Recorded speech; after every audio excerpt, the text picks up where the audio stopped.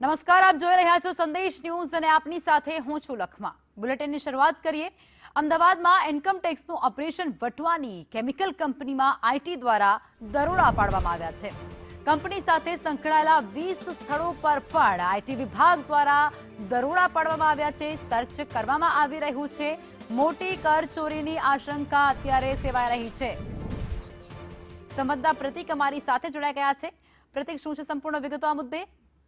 લખમા વટવા વિસ્તારમાં અનેક કેમિકલની કંપનીઓ આવેલી છે। તેમાંની એક મયુર ડાયકેમ નામની કંપનીમાં વહેલી સવારથી જ ઇન્કમટેક્સ વિભાગના અધિકારીઓ દ્વારા દરોડા પાડવામાં આવે છે। આ સાથે જે કંપની સાથે સંકળાયેલા એના ડિરેક્ટરો હોય અથવા તેની સાથે સંકળાયેલા અન્ય કર્મચારી હોય તેમની સાથે તેમના ઘરે અને તેમની ઓફિસ પર પણ દરોડા પાડવામાં છે। કુલ 20 જેટલા સ્થળો ઉપર વહેલી સવારથી જ ઇન્કમટેક્સના અધિકારીઓ દ્વારા દરોડા પાડવામાં છે, જેમાં સોલા વિસ્તારમાં આવેલા કંપનીના ડિરેક્ટરના નિવાસ સ્થાને પણ દરોડાની કામગીરી હાલ ચાલુ છે।